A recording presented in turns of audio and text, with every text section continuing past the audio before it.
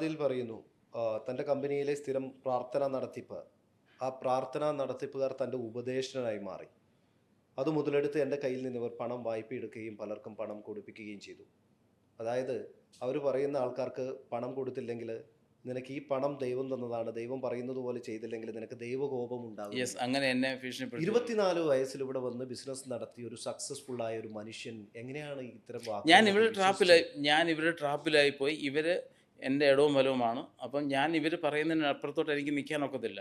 അങ്ങനെ ഒരു അവസ്ഥയിൽ ഞാൻ കൊണ്ടെത്തിച്ചു ഇവരെന്നെ. എന്താണ് അവരെങ്ങനെയാണ് നിങ്ങളെ ട്രാപ്പിൽ പെടുത്തിയത്? അവർ എങ്ങനെ എത്തരക്കാർക്ക് അല്ലെങ്കിൽ എത്തരത്തിലുള്ള ആൾക്കാർക്കാണ് കാശ് കൊടുക്കാൻ പറഞ്ഞിട്ടുള്ളത് അല്ല, അവർ? കാശ് കൊടുക്കാൻ ആദ്യം ഞാൻ ഈ പ്രോബ്ലത്തിലായപ്പോഴാണ് ആൾക്കാർ കാശ് തിരികെ തരാതിരുന്നത്.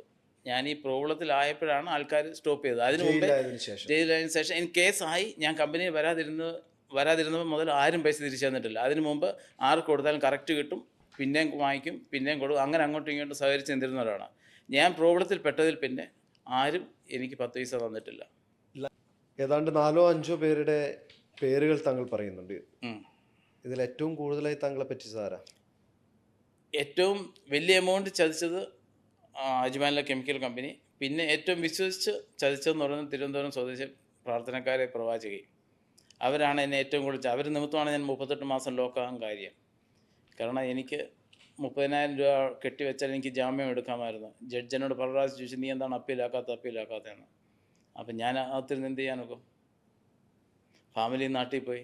പിന്നെ എനിക്ക് വേറെ ആരുമില്ല. ഇതിൽ നിന്ന് എങ്ങനെയാണ് നീ തിരിച്ചു വരാൻ പറ്റുക? ശ്രമിച്ചു.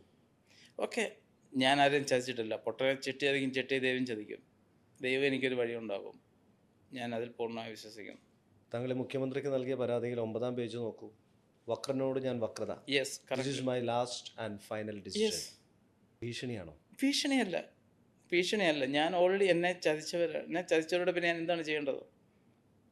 അങ്ങനെ എന്നെയും എൻ്റെ കുടുംബത്തെയും പെരുവഴിയിലാക്കി അവരുടെ മുമ്പിൽ ഞാൻ ചെന്താമരയാകണം. യെസ്. ചെന്താമൻ എന്താണ് ചെയ്തത്? അതിലും കഷ്ടമല്ല എൻ്റെ കാര്യം. വെഞ്ഞാറിനോട് അഫ്ഫാനാകണം. അഫാന് കടം കയറി മുടിഞ്ഞു കഴിഞ്ഞപ്പോൾ അവന് രക്ഷയില്ല. അവൻ സ്നേഹിച്ച പെണ്ണിനെ കൂടെ അവൻ കൊന്നില്ലേ? നമ്മുടെ നിയമ സംവിധാനം മൂലം ഇരകൾക്ക് നീതി പെട്ടതിനാലാണല്ലോ കോട്ടയത്തെ പ്രവാസിയായ വിജയകുമാറിൻ്റെയും ഡോക്ടറായ ഭാര്യയുടെയും അരുംകൊല നടന്നത്. യെസ്. ഞാൻ ഇവിടുന്ന് ഇറങ്ങി കഴിഞ്ഞിട്ട് എനിക്ക് പരിചയമുള്ള പല പോലീസ് ഓഫീസറിനെ വിളിച്ച് അതിൽ പോലീസ് അവർ പറയുന്നത് അവിടെ നടന്ന സംഭവം ഞങ്ങൾക്കൊന്നും ചെയ്യാൻ ഒക്കില്ല. യു.എയിൽ നടന്ന സംഭവത്തിൽ കേരളത്തിൽ ഒന്നും ചെയ്യാൻ ഒന്നും പറ്റില്ല. ചെയ്യാൻ പറ്റില്ല. വിജയകുമാറിന് എന്താണ് സംഭവിച്ചത്?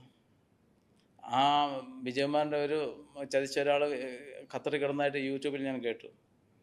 അയാൾ ഖത്തർ ജയിലിൽ കിടന്നത് ഇവൻ ചതിച്ചു. വിജയകുമാറിന്റെ അവശേഷിക്കുന്ന ഏക മകൾക്ക് ഒരു രാത്രി പോലും സ്വസ്ഥതയോടെയോ സമാധാനത്തോടെയോ ഉറങ്ങാൻ സാധിക്കാത്തത് യെസ്.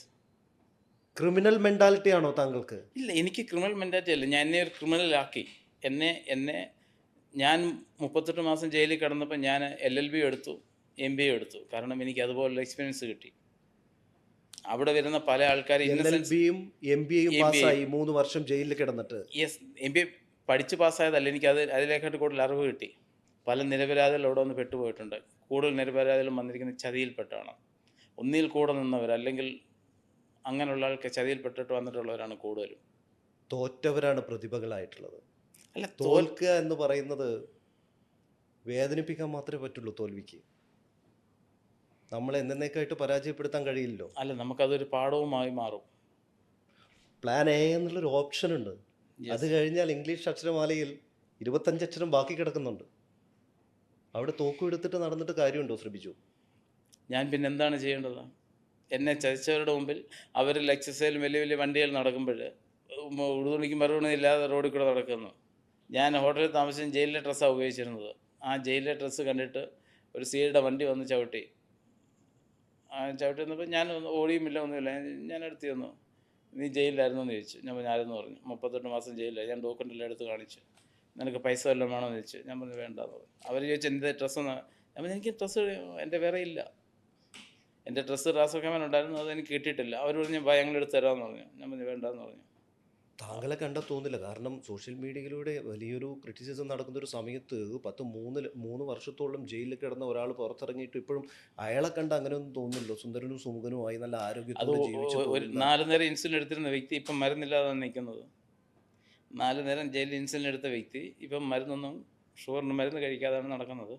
ആരെങ്കിലും ഫ്രണ്ട്സോ അല്ല നാട്ടിൽ നിന്ന് ആരെയും പരിചയക്കാരോട് പറഞ്ഞു കഴിഞ്ഞാൽ, പഴയ പരിചയക്കാരെ ആരെയും ഞാൻ കോൺടാക്ട് ചെയ്യാറില്ല. പുതുതായിട്ടുള്ള ആരോടെങ്കിലും പറഞ്ഞു കഴിഞ്ഞാൽ അവർ കൊണ്ടുതരും. 2 മാസം മരുന്ന്, അത് തീരും, പിന്നെ ഇല്ല. ഏതോ ഒരു അദൃശ്യ ശക്തി തന്നെ നടത്തുന്നുണ്ട്, അതുകൊണ്ട് ഞാൻ നിൽക്കുന്നത്.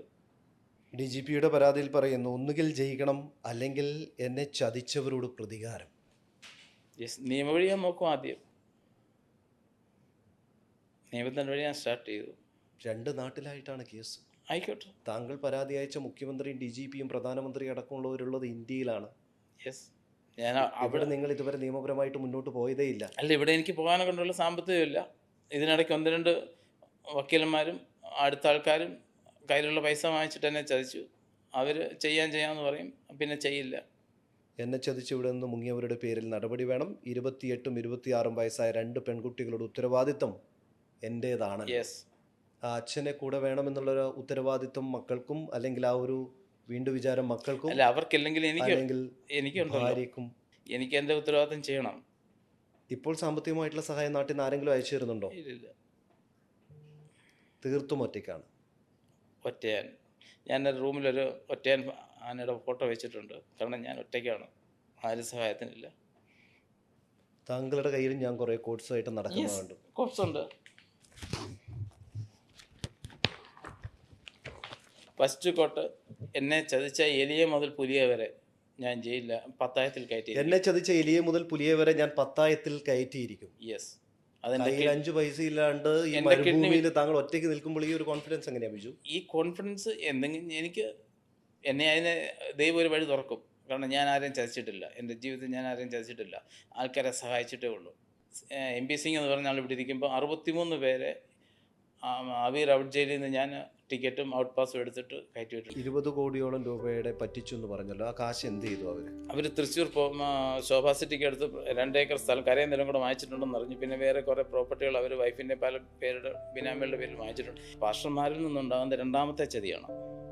എല്ലാം വിശ്വസിച്ച് എൻ്റെ കൂടെ നിന്ന് ബൈബിൾ എടുത്ത് കൂടെ നിൽക്കുമെന്ന് വിശ്വസിച്ച് വന്ന ഒരു പ്രവാചകി, തിരുവനന്തപുരം സ്വദേശി ഒരു പ്രവാചകി. എനിക്കോ എൻ്റെ കുടുംബത്തിനോ എന്തെങ്കിലും സംഭവിച്ചാൽ അതിൻ്റെ ഉത്തരവാദിത്വം ഈ കമ്പനിക്കായിരിക്കും എന്ന് പറഞ്ഞ് മെസ്സേജ് അയച്ചിട്ടുണ്ട്. സഹായത്തിന് ആരുമില്ല. ഫാദർ മരിച്ച്, അനിയൻ മരിച്ചു. ഞാൻ വിളിക്കുമ്പോൾ വാവിട്ട് കരയുവാൻ ഫാദർ. പാസ്റ്റർമാരിൽ നിന്നുണ്ടാകുന്ന 2ാമത്തെ ചതിയാണ്.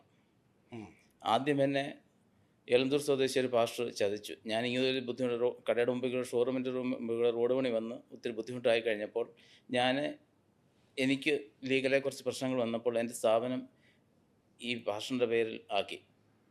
ഈ പാസ്റ്റർ അവസാനം തിരുവനന്തപുരം, എന്ത് സ്ഥാപനമായിരുന്നു നിങ്ങളുടെ? അന്ന് മിറ്റ്സൂഷി ഡീലർഷിപ്പായിരുന്നു. മിറ്റ്സൂഷിയുടെ അല്ലത്തുണ്ട് ഓതറസ് ഡീലർഷിപ്പായിരുന്നു. ഓക്കെ.